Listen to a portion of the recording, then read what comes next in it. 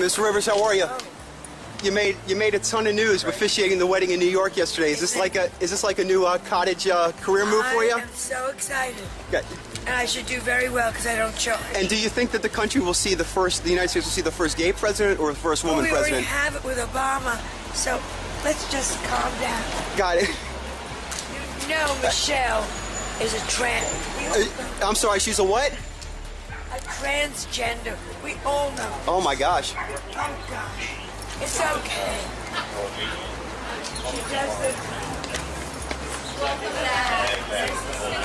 Y'all! Honey, grab your drinks because I have some absolutely mind-blowing tea to spill about the Obamas that has the entire internet in complete meltdown mode. You won't believe the revelations that have been coming out. And trust me, this story has more layers than a wedding cake. Can we just take a moment to process that iconic Joan Rivers moment, the way she just came out and said what she said about Michelle and Barack, and then, mysteriously, she was gone just weeks later? The timing is sending chills down my spine, darling. It's the kind of coincidence that makes you go, and raises all kinds of questions about what really happened. Let me tell you, the internet has been absolutely exploding with theories and speculations about the Obama family, and this isn't your regular celebrity gossip. We're diving deep into some seriously wild allegations about Barack's supposed preferences, Michelle's true identity, and even some tragic events surrounding people close to the family. The amount of information coming out is absolutely overwhelming, but don't worry, I'm here to break down every single juicy detail for you.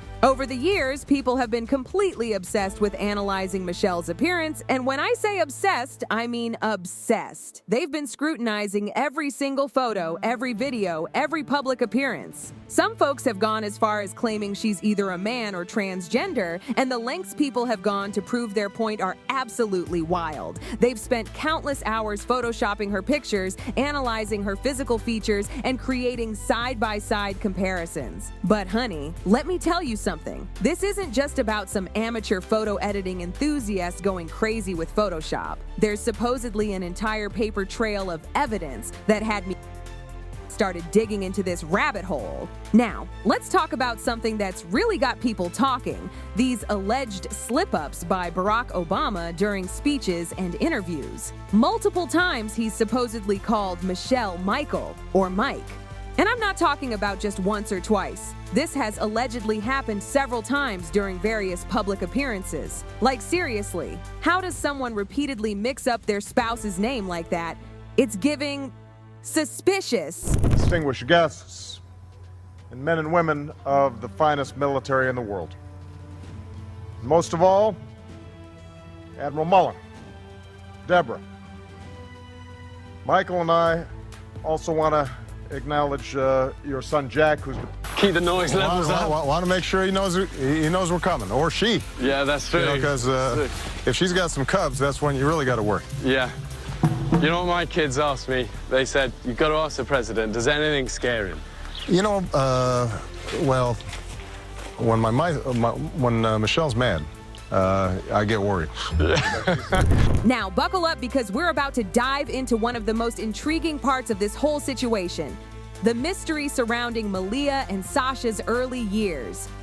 Have you ever noticed how the Obamas absolutely love sharing their wedding photos? They're everywhere. But here's where it gets interesting.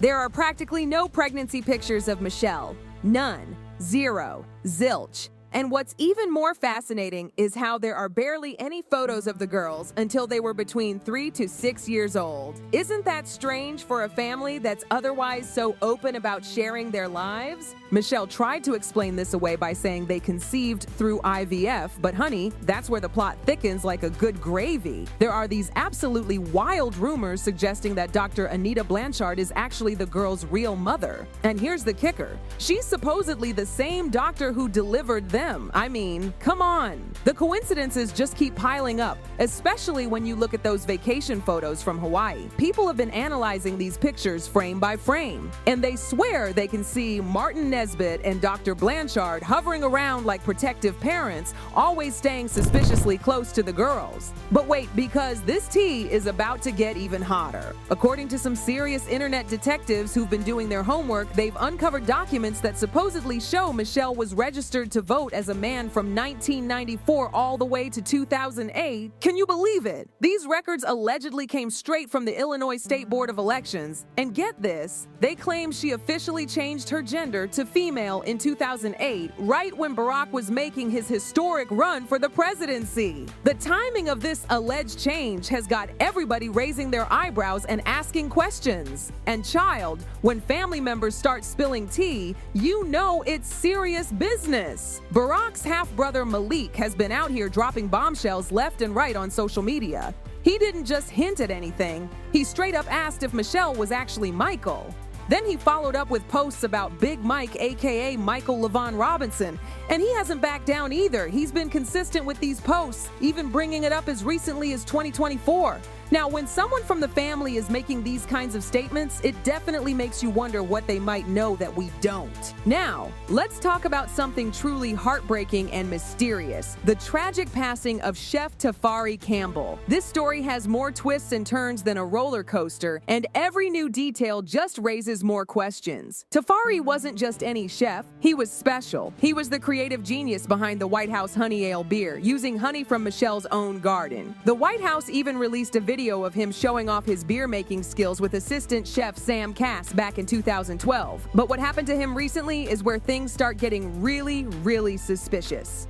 The official story says he fell off his paddleboard in the Great Pond near the Obamas' Martha's Vineyard home. According to reports, he wasn't wearing a life jacket and wasn't attached to the board. A mysterious witness claims they saw him struggling in the water and tried to save him but couldn't reach him in time. Conveniently, and I mean very conveniently, the Obamas weren't home when this happened. But honey, let me tell you about all the things that aren't adding up in this story. First of all, the police were being super secretive about everything. They wouldn't even reveal who the witness was or who made the 911 call for over 10 days. They tried to justify this by claiming it was because of an active investigation. But then in the same breath, they said there was no foul play. Make it make sense, please. It's like they're trying to have their cake and eat it too. And here's where it gets even more suspicious. They supposedly lost Tafari's blood sample. I mean, what are the chances? An intern allegedly accidentally put it with samples to be destroyed.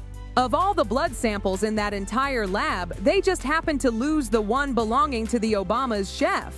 Chile, something isn't adding up here.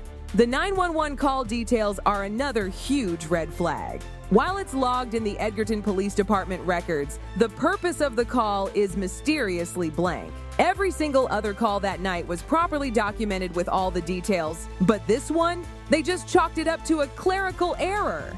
How many convenient accidents and errors can happen around one case? People are whispering about even more disturbing details, like the head injuries allegedly found on Tafari's body. Some say he was found in less than 4 feet of water, which makes the drowning story even harder to believe. There are even rumors circulating that he was working on a tell-all book about his time with the Obamas.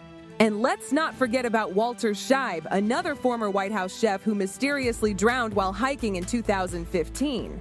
2 chefs both drowning? It's giving very suspicious vibes. The tea keeps getting hotter with prominent figures jumping into the conversation. Diana Lorraine threw some serious shade with her tweet about Michelle's Netflix documentary Becoming. Even Chelsea Clinton allegedly suggested Barack married a man in a now-deleted tweet. And when someone like Lynn Wood, a defamation lawyer who knows better than to make claims he can't back up, starts talking about adopted children and cover-ups, you know this isn't just regular internet gossip. Then we have Dr. Rafael Espinosa's alleged bombshell statement. Chile. This is where things get really wild. He claims he was Michelle's doctor during the 2008 campaign and says he knows what he saw. He's talking about accidentally walking in on Michelle using the bathroom standing up. According to him, they paid him millions to keep quiet, but he couldn't hold it in anymore after seeing what happened to the country. Now, that's the kind of tea that makes you do a double take. I was on a night out, had asked a limo driver if he knew anyone that would be interested in showing me around the town, and it was clear for the limo driver that I was looking for someone to enjoy the night with. The introduction was made through the limo driver. And what happened? We had a few drinks. I had made some comments about Warner, so we got in the limo and left, and we started drinking. I started snorting. He started smoking. I actually put my hand on his knee and started to rub up his thigh, and I performed Barack Obama. And just when you think you've heard it all, we've got this letter that Barack supposedly wrote to his ex-girlfriend Alex McNear. The contents of this letter had me absolutely shook. In it, he talks about making love to men in his imagination daily and having an androgynous mind. He wrote, and I quote, "In regard to homosexuality, I must say that I believe this is an attempt to remove oneself from the present, a refusal perhaps to perpetuate the endless farce of earthly life. You see, I make love to men daily, but in the imagination." Now, fantasies are one thing, but when you put it together with everything else that's been coming out, people are connecting dots faster than a kindergartner with a Connect the Dots book. Looking back at Joan Rivers' comments and her sudden passing, some folks are absolutely convinced the Obamas had something to do with it. She spoke out about Michelle being transgender and Barack being on the DL, and just weeks later, she was gone. The timing has people asking all kinds of questions, and honestly, can you blame them? The way all these alleged skeletons are tumbling out of the Obama family closet has everyone talking and speculating. From the mysterious circumstances surrounding Chef Tafari's death to the questions about Malia and Sasha's early years, from Barack's letter to his ex-girlfriend to Malik's persistent social media posts, it seems like every day brings new revelations and raises more questions. I honestly don't know what to think about all these revelations coming out about the Obamas lately. Was Joan Rivers really onto something? What about all these alleged family secrets coming to light? The internet is absolutely buzzing with theories, and honestly, some of these coincidences are really hard to ignore. Some say it's all just wild conspiracy theories, while others are convinced there's more to the story than meets the eye. What do y'all think about all this piping hot tea? Do you believe Joan Rivers knew something she shouldn't have? What are your thoughts about all these alleged skeletons coming out of the Obama family closet? Drop your thoughts in the comments below, because this conversation is definitely far from over. And remember, sometimes the truth is stranger than fiction.